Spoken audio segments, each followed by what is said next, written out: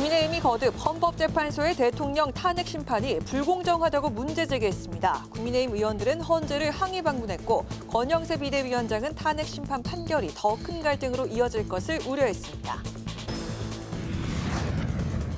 더불어민주당은 검찰이 사실상 명태균 게이트 수사를 축소 회피하고 있다면서 특검을 통해 실체를 밝히겠다고 강조했습니다. 오는 27일 국회 본회의에서 명태균 특검법을 표결 처리한다는 방침입니다. 국회 국방위원회가 여당 단독으로 현안질을 열고 민주당이 비상계엄에 동원된 군 지휘관들을 회유했던 의혹 등을 따져 물었습니다. 민주당은 여야 합의가 없는 현안질이라고 항의하고 퇴장했습니다. 정치권의 뜨거운 이슈에 대해 여야의 입인 대변인에게 들어보는 여야 스피커. 탄핵 심판이 막바지에 접어들면서 핵심 증언들을 놓고 벌어지고 있는 진실 공방과 명태균 특검법이 탄핵 심판 선고에 어떤 변수로 작용할지 짚어봅니다.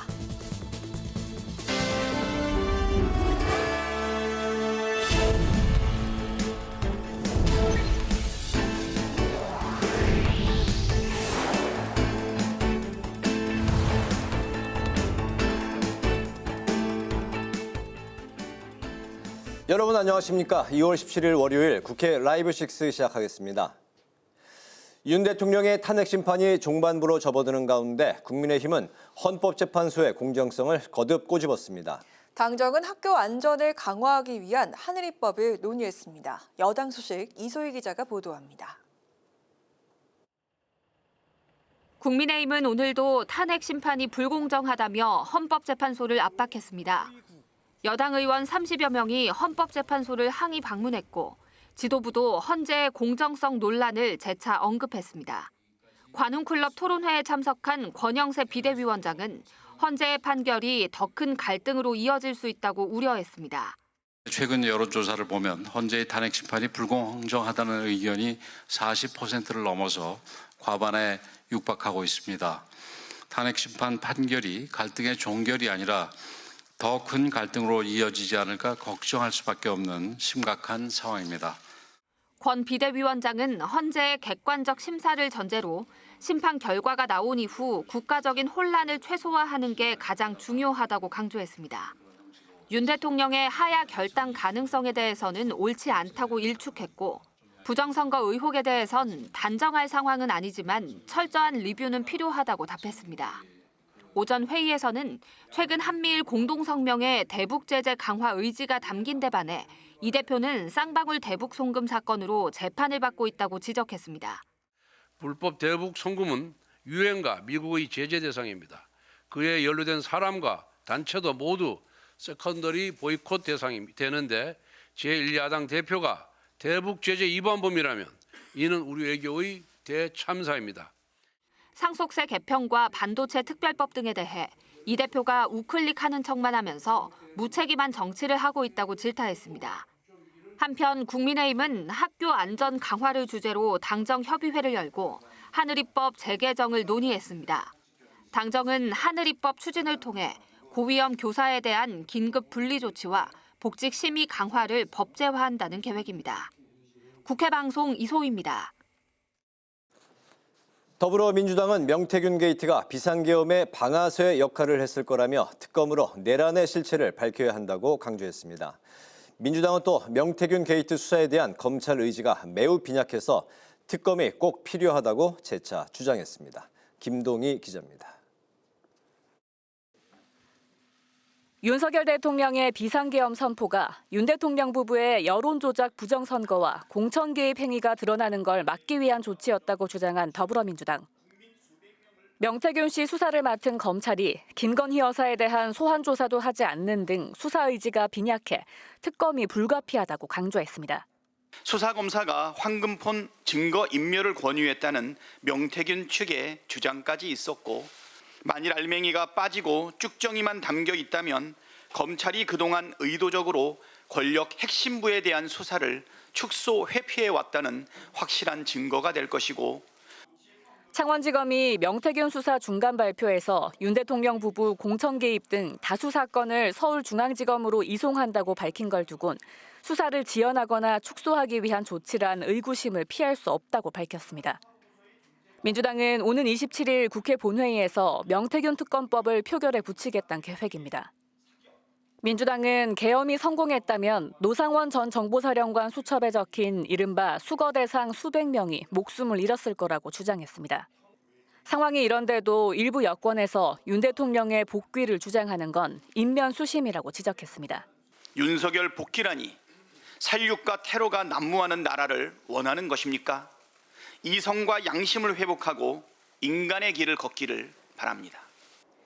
명태균 씨가 이른바 황금폰을 공개하겠다고 밝힌 바로 다음 날 윤석열 대통령이 비상계엄을 선포한 게 석연치 않다는 입장인 민주당은 특검의 필요성을 더 부각할 방침입니다. 국회 방송 김동희입니다. 국회 국방위원회가 현안 질의를 열고 야당에서 제기한 국회 단전 지시 의혹과 민주당이 비상계엄에 동원된 군 지휘관들을 회유했던 의혹을 따져 물었습니다. 민주당은 여야 합의 없는 전체 회의라고 반발하면서 퇴장했습니다. 국방위 소식 오다인 기자가 전합니다. 김선호 국방부 장관 직무대행과 김현태 육군 특수전사령부 707 특수임무단장이 출석한 가운데 국방위 현안 질의가 열렸습니다. 민주당은 전체 회의 성립 요건이 되지 않는다고 지적했고 여당의 일방적인 현안 질의가 또 다른 회유의 장이 될 수 있다고 반발하며 퇴장했습니다.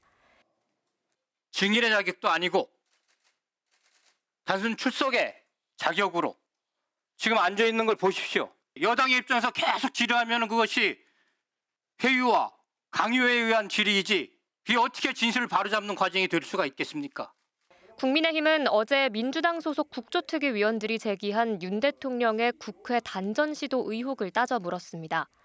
계엄군이 국회를 단전시킨 배경에는 계엄 해제 의결을 막으려던 윤석열의 지시가 있었습니다. 이렇게 얘기를 했거든요. 그런데 정말로 이 단전에 대해서 대통령의 지시가 있었습니까? 단전은 특전사령관께서 12월 4일 00시 30분에 대통령 전화를 받고 스스로 무언가를 하기 위해서 생각해낸 여러 가지 중에 한 가지입니다. 김 단장은 비상계엄 당시 지하 1층에서 전기 차단기를 내린 건 국회 봉쇄라는 자신의 임무를 수행하는 과정에서 이루어진 조치라고 밝혔습니다. 김 단장은 당시 본회의장에서 비상계엄 해제를 위한 표결이 진행되는 과정은 몰랐다고 답했습니다. 저는 국회 가결이란 걸 사실 모르는 상태에서 가결이 되고 나서 그 사실을 알았는데 그 당시에도 저희의 국회 봉쇄를 통한 확보 임무에 필요한 지시라고 이해를 했습니다. 국민의힘은 민주당 의원들이 곽종근 전 특전사령관에게 회유를 시도했다는 의혹과 관련한 질의를 쏟아냈습니다. 김 단장은 곽 전 사령관이 검찰에 진술한 내용을 보면 논란이 되는 국회의원, 본회의장, 끌어내라는 단어는 없었다고 답했습니다. 국회 방송 오다인입니다.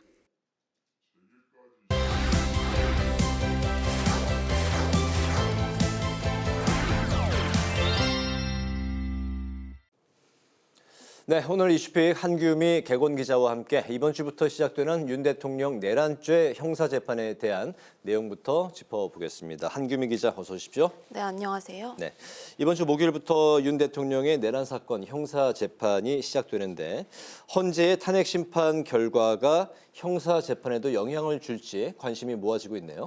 네, 헌재 탄핵 심판이 후반부에 다다르면서 형사재판보다 결과가 먼저 나올 것으로 보이는데요. 두 재판 모두 비상계엄 사태를 기반으로 하기 때문에 탄핵 심판 결과가 형사재판 결과에 영향을 줄 수 있습니다. 하지만 두 개의 재판 결과가 연계되는 건 아닙니다. 헌재 선고는 형사재판에 직접적 영향을 미치지 않고 내란죄 입증 여부 판단도 별개입니다. 다만 형사재판은 증거를 매우 엄격하게 인정하기 때문에 헌재가 탄핵을 인용하더라도 법원은 다른 결론을 낼 가능성이 있습니다. 하지만 윤 대통령에 대한 탄핵소추안이 기각할 경우엔 형사재판에선 내란죄가 인정되기 더 어려울 가능성이 높다는 게 법조계 평가입니다. 네, 한편 윤 대통령 측은 이번 주 목요일 20일에 형사재판과 탄핵심판 변론이 겹친다는 이유로 헌재의 탄핵심판 10차 변론 기일을 변경해달라고 요청했는데요. 재판이 많아 시청자분들이 헷갈리실 것 같은데 형사재판 첫날은 공판 준비기일로 피고인의 출석 의무는 없습니다. 하지만 윤 대통령의 구속유지 여부를 결정하는 구속 취소 신문이 함께 진행되는 만큼 윤 대통령이 참석할 가능성도 높다는 예상이 나오고 있습니다. 그렇군요. 이렇게 이제 윤 대통령 탄핵소추 심판이 마무리 단계에 접어들면서 조기 대선 가능성이 점차 이제 높아지는 것 같은 그런 분위기인데요. 어쨌든 그 여야 모두 몸풀기에 나섰는데 특히 이재명 민주당 대표가 연이어서 우클릭 행보를 보이고 있어요. 네, 이재명 민주당 대표가 이번에는 상속세 완화 카드를 꺼내 들었습니다. 중산층의 세부담을 줄이겠다는 건데요. 최근 성장과 실용주의를 강조하고 있는 이 대표가 중도층 확장을 위해 계속해서 우클릭 행보를 보이고 있는 것 아니냐는 해석이 나오는 대목입니다. 이를 두고 여권에서는 가짜 우클릭이라고 비판하는 건 물론 당내 일각에서도 당의 정체성을 일방적으로 바꿔선 안 된다, 이런 우려의 목소리가 나오고 있습니다. 이 대표는 최근 우클릭 행보에 대한 비판을 의식한 듯 오늘 최고위원회의에서 상속세 개편과 관련해 상황이 바뀌면 당연히 바꿔야 한다고 강조하기도 했습니다. 이 대표가 거론한 안을 살펴보면 일괄공제 5억 원과 배우자 공제 5억 원을 각각 8억 원과 10억 원으로 증액해 최대 18억 원의 공제 혜택을 받을 수 있습니다. 다만 국민의힘이 주장하는 최고세율 인하에 대해서는 초부자를 위한 특권 감세라며 현행 50%를 유지해야 한다고 선을 그었는데요. 이 대표는 초고액 자산가의 상속세율 인하를 제외하면 이 상속세법 개정안을 처리할 의지가 있다고 말했습니다. 그렇군요. 여당 입장에서는 아직까지 조기 대선에 대해서 이제 그렇게 이야기를 하는 게 조심스러운 이제 상황일 수 있지만 여권의 유력 대선 주자들의 움직임이 점차 빨라지는 것 같은 느낌을 받습니다. 특히 한동훈 전 국민의힘 대표가 정계 복귀를 시사했죠. 네, 한동훈 전 대표가 어제 SNS에 지난 2달 동안 많은 분들의 말씀을 경청하고 성찰의 시간을 가졌다며 머지않아 찾아뵙겠다고 밝혔습니다. 한 전 대표는 책 출간을 예고하면서 재등판을 예고했는데요. 책에는 한 전 대표가 국민의힘 비대위원장으로 정치권에 발을 들인 후부터 작년 12월 당대표직을 내려놓기까지의 소회가 담길 것으로 전해집니다. 친한계를 중심으로 제기됐던 2월 말에서 3월 초 복귀설이 현실화될 가능성이 높아진 건데요. 조기 대선을 염두에 둔 사실상 차기 대권 도전의 신호탄으로 해석되고 있습니다. 지난해 12월 윤 대통령 탄핵소추안 가결에 대한 책임론으로 당대표직에 물러난 이후 복귀 암시 메시지를 공개적으로 내놓은 건 이번이 처음입니다. 한편 당내에서는 한 전 대표의 복귀를 놓고 친경전이 벌어졌는데요. 윤상현 의원은 당의 혼란을 불러올 뿐이라며 지금은 한 전 대표의 시간이 아니라고 비판했고, 또 신동욱 수석 대변인은 오늘 라디오에서 성급한 판단이라고 꼬집었습니다. 반면 친한계로 분류되는 김상욱 의원을 포함해 박정훈, 우재준 의원 등은 한 전 대표의 복귀에 긍정적인 뜻을 내비쳤습니다. 네, 오늘 이슈픽 여기까지 듣겠습니다. 한규미 기자와 함께했습니다. 말씀 잘 들었습니다.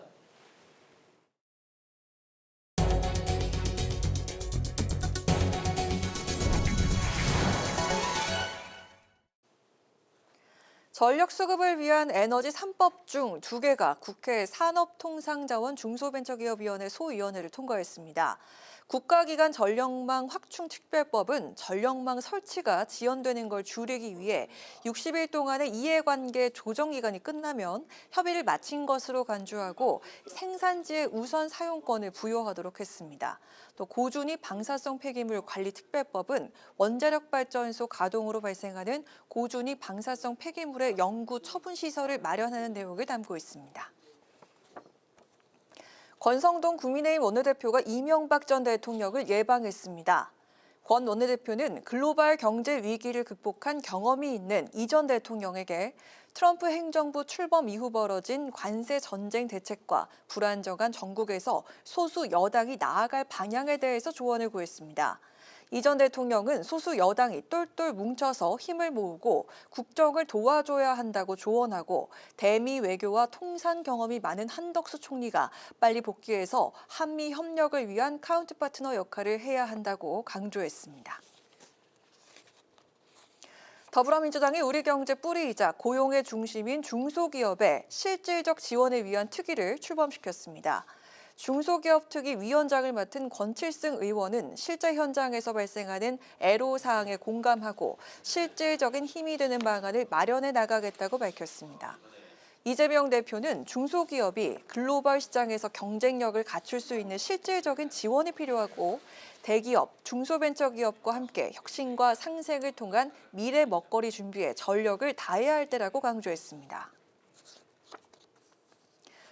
우원식 국회의장이 오늘 방송기자연합회와 한국PD연합회 등 언론협업단체들로부터 감사패를 받았습니다.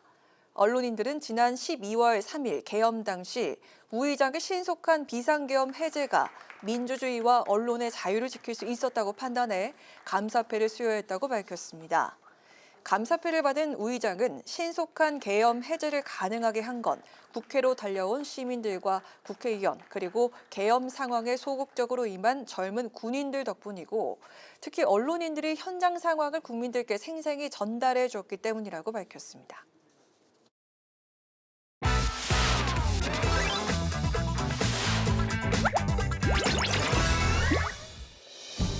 (2월 17일) 강아랑이 전해주는 정치권의 뜨거운 말말말 강아랑의 정치랑입니다.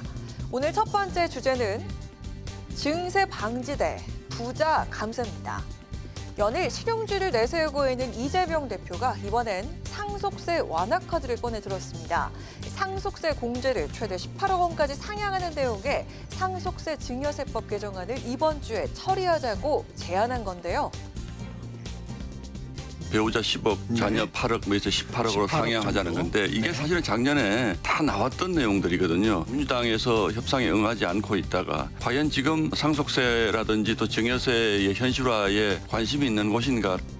상속세나 이런 것들을 이제 감면해주는 정책들은 좀 부자들을 위한 것이다. 이런 이제 선입견이 편견들이 있었는데요. 지금 같은 경우는 이제 대부분의 중산층이 해당이 되고요. 시대 변화에 따른 어떤 합리적인 조정이다. 물가가 오르면 거기에 또 맞게 거기 수준에 맞게 관세 부담 층이라든가 이런 것들을 취지에 맞게 조정하는 게 타당한 거죠. 그러면서 정부 여당이 내세운 상속세법 개정안에 대해선 최고세율 인하만을 고집하는 방안이라고 지적을 하면서 특권층을 겨냥한 감세라고 비판했습니다. 국민의힘은 상속세 공제 한도를 높이는 것뿐만 아니라 최고세율 인하도 함께 해야 한다는 입장을 고수하고 있는데요. 민주당이 상속세법 논의에 진심인지 모르겠다면서 의구심을 드러냈습니다. 상속세 개편과 관련한 이재명 대표의 가벼운 언사도 마찬가지입니다. 이 대표 특유의 무책임 정치가 이번에도 드러났습니다. 우클릭하는 척만 하면 되니 일단 던지고 보자는 식입니다. 지금 우클릭 했다고 국민의힘이 비난을 하는데 더불어민주당은 원래 경제 중심 정당입니다. 경제와 성장을 신경 쓰지 않는 것은 바로 국민의힘입니다. 공제 한도 상향엔 이견이 없지만 최고 상속세율 인하를 두고는 여전히 갈등을 보이는 여야. 증세 방지냐, 부자 감세냐, 상속세법을 둘러싼 대립은 계속될 것으로 보입니다. 이어서 오늘 두 번째 주제입니다. 하늘입법입니다. 대전에서 발생한 초등학생 고 김한을 향해 피살 사건 이후 하늘입법 입법이 급물살을 타고 있습니다.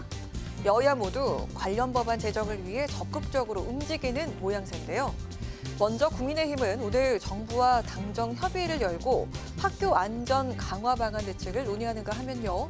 민주당은 하늘입법을 당론으로 결정한 뒤 현장 목소리 청취를 위해서 교원단체와 학부모 간담회를 열기로 했습니다. 국민의힘은 회의를 통해서 고위험군 교원에 한해서 직권휴직이 가능하게 하는 내용의 하늘입법을 추진하겠다고 밝힌 상황인데요. 의료기관 연계 치료를 지원하는가 하면 회복 여부가 확인된 후엔 복직이 가능하도록 절차를 개선하겠다고 밝혔습니다. 위험교사를 적극적으로 분리하는 것은 필요하지만 낙인에 대한 두려움으로 정신질환을 숨기는 부작용이 발생하지 않도록 면밀히 설계해야 합니다. 진단과 분리, 치료와 격리가 조화를 이루는 효과적인 대책이 마련되기를 기대합니다. 비극적인 사건이 반복되지 않도록 힘을 모으겠습니다.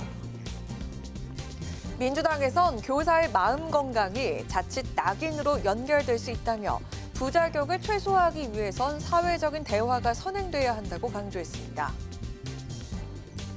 자칫 낙인이 두려워 치료를 기피하면서 오히려 병을 키우게 될 수 있으며 부작용과 역효과로 인해 교사의 마음 건강이 더 악화되고 학교 현장에 더 큰 위험이 초래될 수도 있습니다. 새로운 제도가 치료 기피나 악성 민원 증가 등 부작용을 초래하지 않도록 신중히 논의해야 합니다. 이런 가운데 해당 법안에 대해서 여야가 공동 발의하는 것도 가능하다면서 긍정적인 입장도 나오고 있는 상황입니다. 한편 관련 법안을 두고 피해자 이름에서 따온 네이밍 법안을 적용하는 게 우려된다는 목소리도 나오고 있는데요. 우리가 과거에도 피해자인 아동의 이름을 따서 법안명을 붙이는 정식 법안명은 아니라 하더라도 그렇게 사회적으로 명칭을 붙이는 경우들이 있습니다. 그럴 경우에 법안이 설익었더라도 부작용이 예상되더라도 법안에 반대하기가 굉장히 어려워집니다. 이번 사건에 대한 어떤 제도 개선은 반드시 필요하지만 그 법안의 이름을 하늘이법으로 하는 것에 대해서는 반대합니다. 모처럼 여야가 한마음으로 외치고 있는 학교 안전 강화 대책. 충분한 논의를 거쳐 아이들과 교원들 모두를 지켜줄 수 있는 법안이 나오길 기대해 보겠습니다. 지금까지 강하랑의 정치랑이었습니다.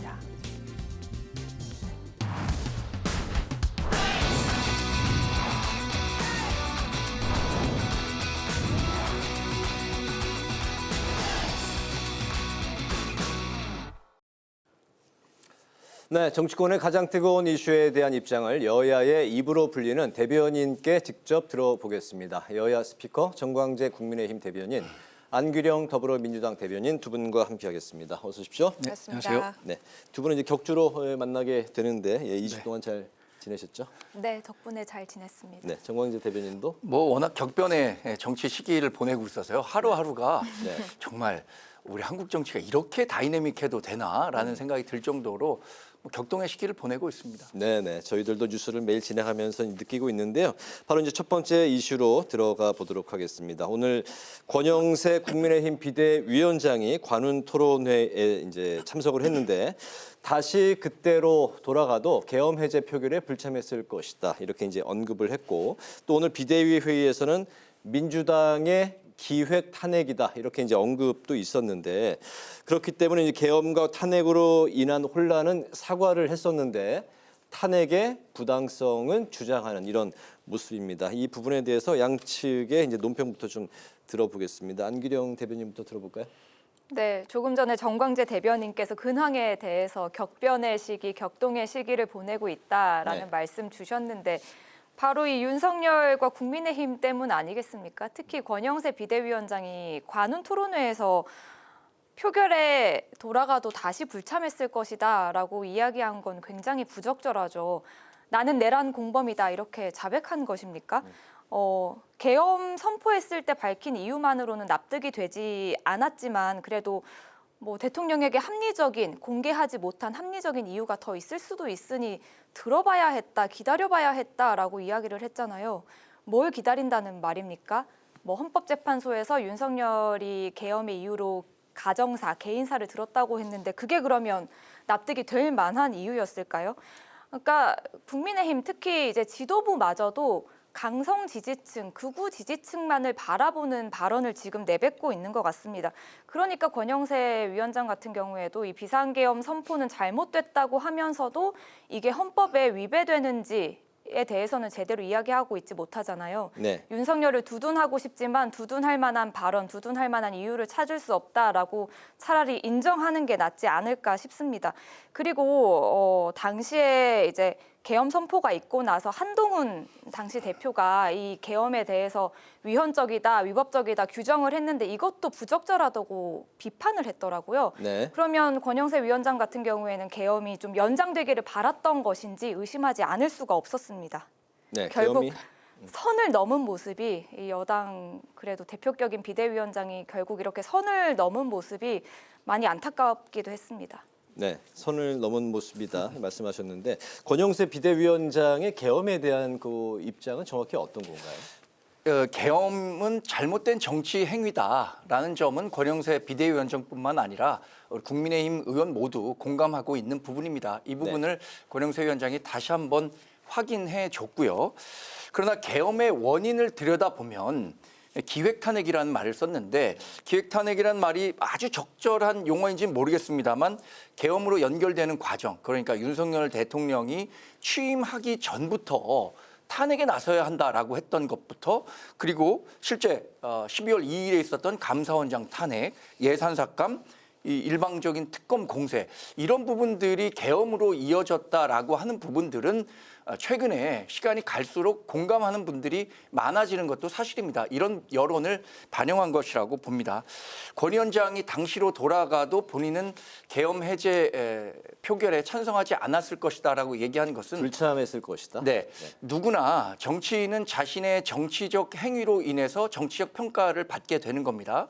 한동훈 대표는 당시에 계엄 해제에 적극적으로 찬성했기 때문에 그에 대한 공과를 인정받는 것이고, 아마 권영세 위원장도 본인이 그때 물리적으로 참여하기가 어려웠지만 이런 얘기를 하는 것에 대해서도 정치적인 평가를 받을 만한 일이라고 생각합니다.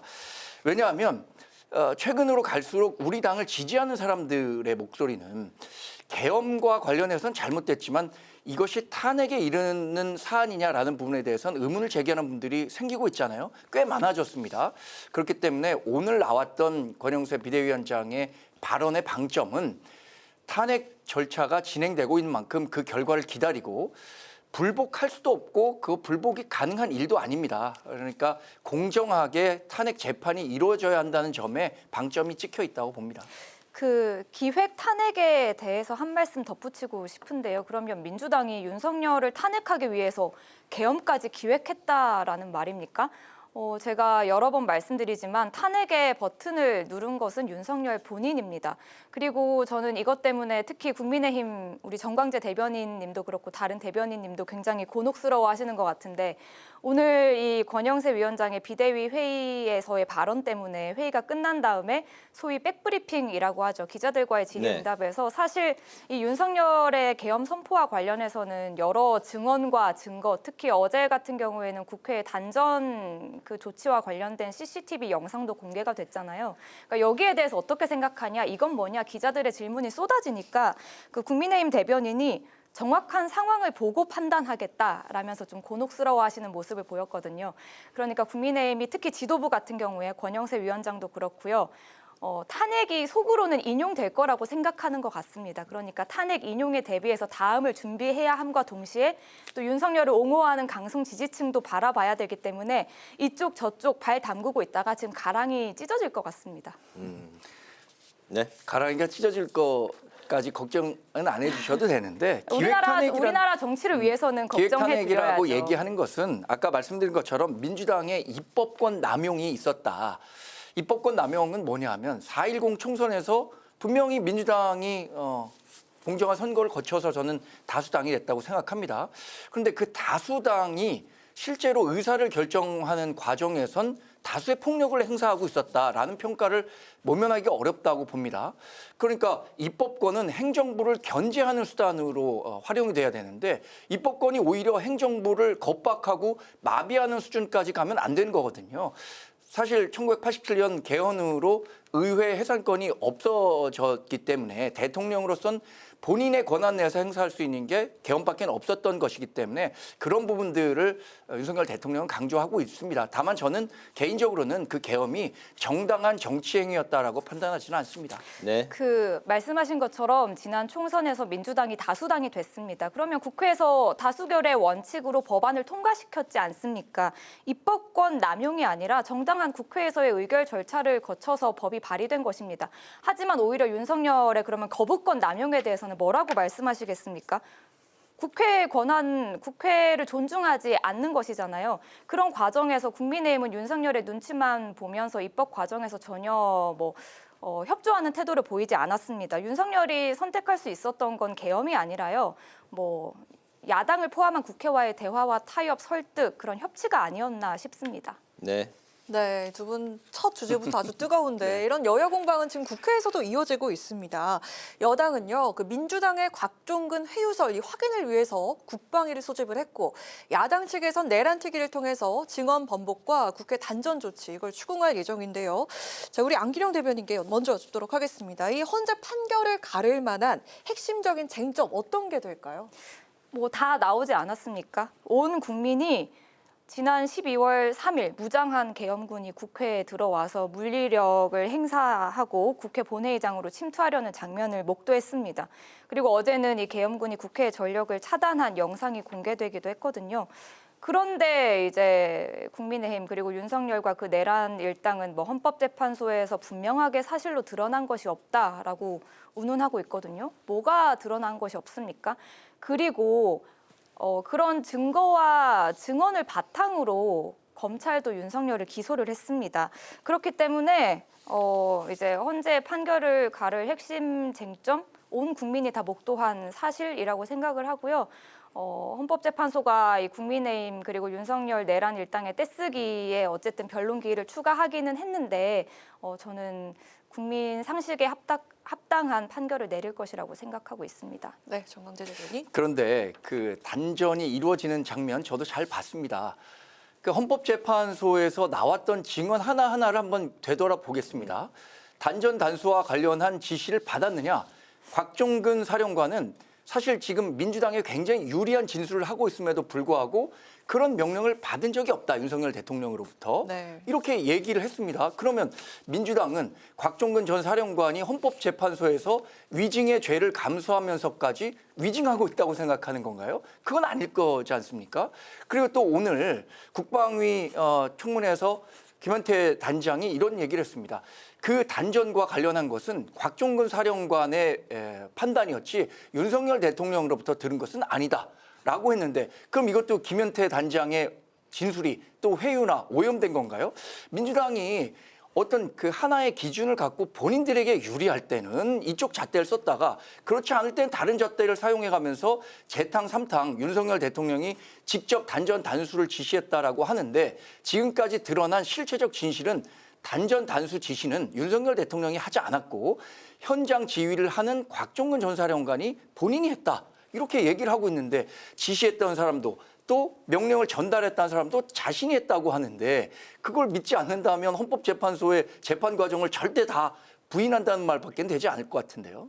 네. 그 단전 단수와 관련해서는 일단 제가 알기로는 헌법재판소에서 발언 같은 경우에는 그 위증으로 따로 처벌이 안 되는 것으로 알고 있어서 일단 한번 확인을 해보셔야 될 것 같고요.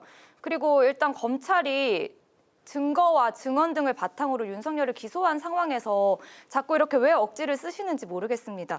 일단 당사자인 곽종근 전 사령관이 직접 민주당의 회유가 없었고 본인은 일관된 입장을 양심에 따라서 유지하고 있다라고 밝혔습니다. 그리고 단전 단수와 관련해서는 이상민 전 행안부 장관이 헌법재판소에서 밝히지 않았습니까? 그 국무회의에서 문건을 봤다고요. 본인이 뭐 받았다고는 하지 않았지만 단전 단수 그리고 그 어디에 해야 하는지 문건을 봤다고 했습니다. 그리고 국회에서 소방청장도 이 단전 단수 지시가 있을 때 협조하라는 지시를 받았다고 분명히 밝혔고요.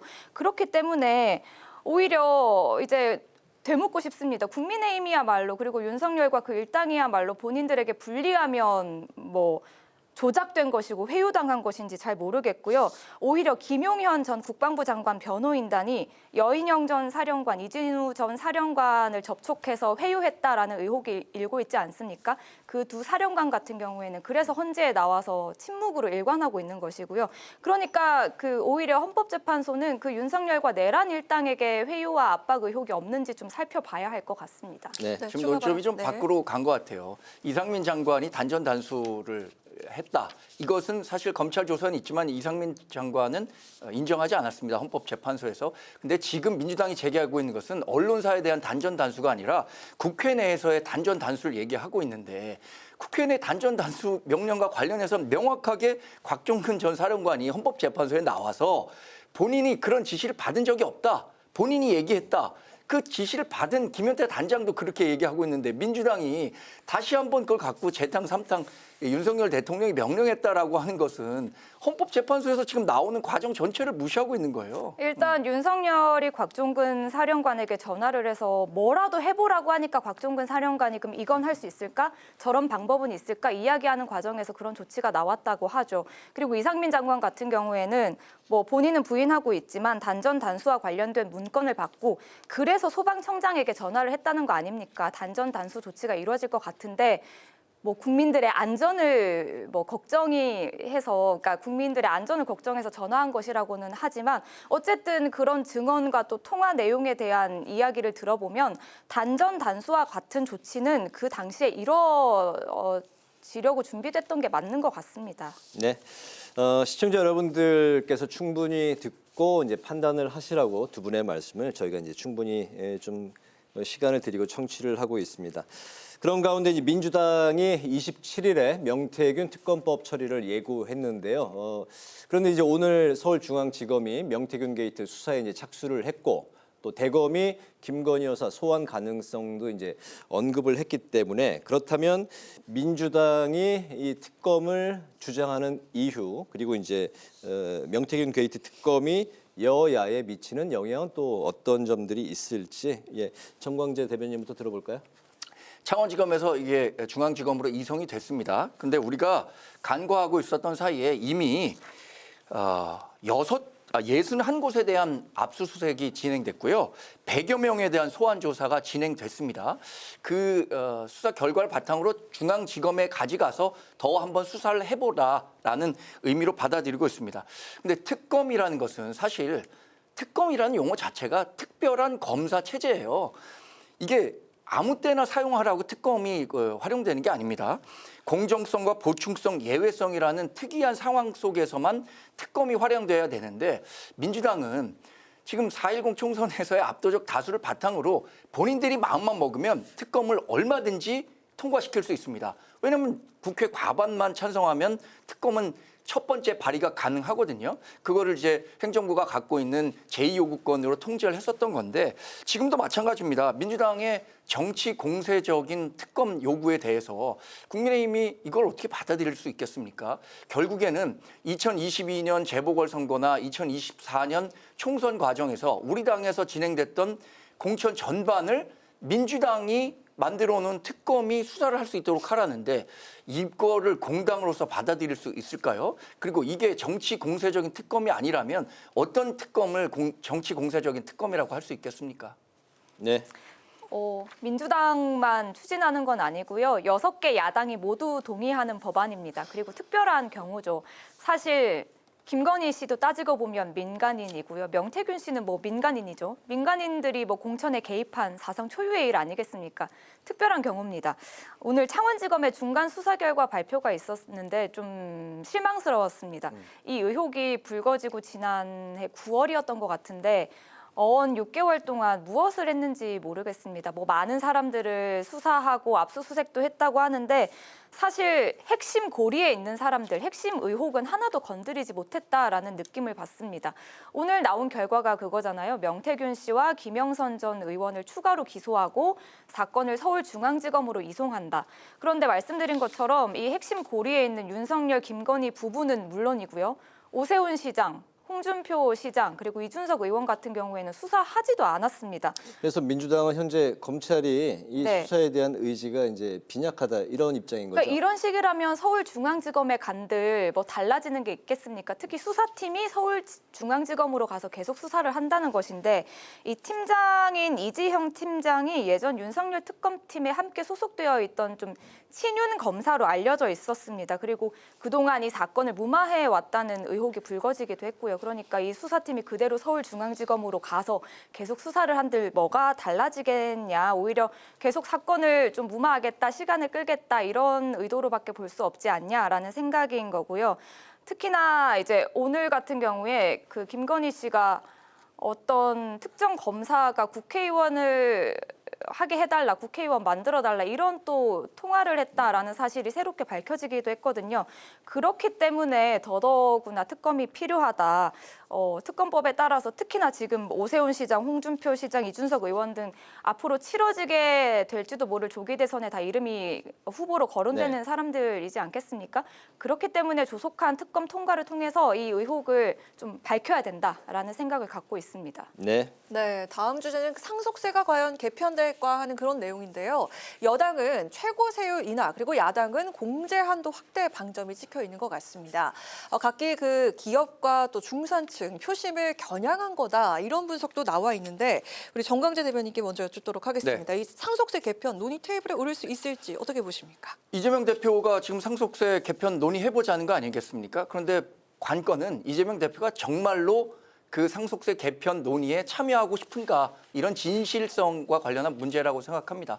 왜냐하면 이미 지난해 7월에 정부가 상속세와 관련한 논란, 가중, 이 범위가 가중되다 보니까 이거 개편이 필요하다라고 해서 정부 개편안을 냈었습니다. 네. 상속세율, 최고세율을 50%에서 40%로 낮추고 이 공제 한도도 늘리자라는 내용이었는데 이때는 이재명 대표와 민주당이 이런 반구의 논의도 없이 그냥 폐기해버렸어요.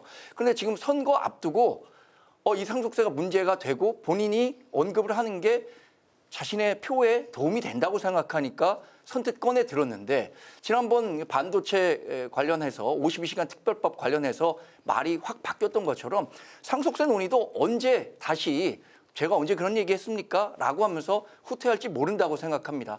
결국에는 이재명 대표가 갖고 있는 이 신뢰의 위기를 어떻게 극복해 갈 것인가가 저는 앞으로 이재명 대표가 정말 지도자다운 모습을 국민께 각인시키는데 중요한 과제가 될 거라고 생각하는데 정말 진정성이 있다면 우리나라가 정말 비정상적으로 높은 최고세율 낮춰야 하고요. 더군다나 대주주에게 포함되는 20% 할증 문제 이것 때문에 지금 가업 승계가 안 돼서 강제 매각에 이르는 상황도 속출하고 있거든요. 이런 문제에 대해서 더 진정성 있게 받아들이고 협의에 나서야 한다고 생각합니다. 네. 말 바꾸기, 신뢰성 문제 이런 지적이 나왔는데요. 네, 이번 민주당 특히 이재명 대표가 이야기하는 이 논의 제안은 진심이고요. 그건 또 제가 대변인으로서 말씀드릴 수 있고 그 지난번에 권성동 원내대표가 여야정 협의체와 관련해서도 민주당 돌아오라라고 했는데 제가 떠난 적 없다고 말씀드렸습니다. 그렇게 호도하지 말라고. 이번에도 송원석 기재위원장이 민주당이 여야 합의를 일방적으로 파기했다라고 하는데 저희 당의 입장은 국민의힘이 합의에 적극적이지 않았다. 국민의힘이 합의하려는 시도가 합의를 파기하려는 좀 행태를 보였다라는 것이고요. 그리고 국민의힘 그리고 보수 언론에서 민주당이 우클릭한다라면서 조금 폄훼하려는 모습을 보이고 있는데 사실 이 상속세와 관련된 세금 기준은 28년 전에 만들어졌다고 합니다.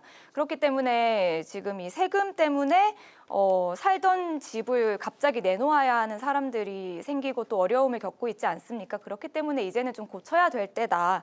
상황이 변하고 시대가 변하면 거기에 따른 논의를 새로 해야 된다. 그런 좀 차원에서 민주당의 진심을 알아주셨으면 좋겠고요. 그런데 오히려 이제 국민의힘에서는 민주당이 먼저 이 문제를 꺼내면서 국민적인 관심을 받고 있으니까 거짓말 아니냐, 진심이 의심된다, 우클릭이다 이렇게 이야기를 하고 있는데 민주당은 늘 경제를 중심으로 생각하는 정당이고요. 다 함께 잘 사자는 것이니까 회방 놓지 않고 잘 논의를 함께 해갔으면 좋겠습니다. 네, 알겠습니다. 오늘 이게 마지막 이슈는 이제 한동훈 전 대표에 대한 건데 2말 3초의 정계 복귀설이 유력하다 이런 얘기가 돌고 있습니다. 자신도 이제 직접 복귀를 이제 시사했고 또 최근에 이제 집필하고 있다는 그 책 내용이 아마 이제 비대위에서부터 최근에 이제 얼마 전까지 전당대회 이후까지 상황을 이제 서술한 걸로 전해지고 있습니다. 등판을 해도 대선 후보 가능성은 적다는 전망도 나오고 있고 서울시장이 유력하다 여러 가지 설이 나오고 있습니다. 정광재 대변인 어떤 게 진실인가요? 글쎄 한동훈 전 대표에 대한 그 정치적인 관심은 굉장히 큰 것 같아요. 그리고 재등판 시기와 관련해서도 여러 의견이 있었는데 물리적으로 윤석열 대통령에 대한 탄핵 재판 일정이 완전히 확정되지 않는 상황에서 네. 한동훈 전 대표가 본인의 공간이 없는 상태에서도 나오긴 좀 쉽지 않았을 거라는 생각이 듭니다. 그래서 지금 얘기되는 것이 2말 3초인데 2말 3초는 계산해 보면 탄핵 재판의 일정이 어느 정도 확정되는 시점이라고 생각해 볼 수 있습니다. 그리고 오늘 보도를 보니까 본인이 저술한 책이 2월 26일이면 책이 나온다고 해요. 그러면 네. 책 발간 시기가 다시 정치 활동을 재개하는 시간이라고 봐도 무방할 것 같습니다. 근데 한동훈 전 대표에 대한 관심이 굉장히 큰 이유는 아마도 어쩌면 조기 대선이 있을 때 네. 확장성 있는 국민의힘 후보가 누가 될 것인가라는 부분으로 귀결되는 것 같습니다. 지금 당장의 여론조사에서는 보수성이 강한 김문수, 홍준표 두 분이 앞서가지만 결국에는 전략적 투표를 한다면 중도 확장력이 있는 오세훈 시장이나 한동훈 전 대표가 그래도 국민의힘 대표가 후보가 될 가능성이 크지 않겠느냐라는 것을 전제로 많은 관심을 주고 있는 것 같은데요. 한동훈 전 대표도 본인에 대한 재평가 시간을 기다려야 할 거라고 생각합니다. 그러니까 지금 탄핵에 반대하고 있는 일부 강성 지지자들의 마음을 어떻게 위로할 것인가, 또 중도 외연 확장을 통해서 정권 재창출의 희망을 어떻게 줄 수 있는가, 이런 부분들에 대한 충분한 고민을 하고 다시 정치 활동을 재개하지 않을까 싶습니다. 네, 한동훈 전 대표 복귀 어떻게 바라보고 계실까요? 뭐 일단 타당 이야기니까 제가 네. 좀 조심스럽긴 한데 일단 복귀를 해서 어떤 메시지를 내놓는지를 좀 봐야 될 것 같습니다. 이 윤석열의 계엄 선포, 내란 사태에 대해서 어떻게 생각을 하는지, 그리고 뭐 제가 이제 다른 언급되는 대선 후보들보다 높이 평가하는 점은 명태균 씨와 직접적으로 얽혀 있지 않다는 점이잖아요. 사실 뭐 언급되는 오세훈 시장, 홍준표 시장 다 얽혀 있는데요. 근데 다만 지난 비대위원장 시절에 총선을 치렀고 그때도 김건희 씨가 공천에 개입했다라는 의혹이 있습니다. 여기에 대해서 어떤 입장을 밝힐지도 좀 주목이 되고요.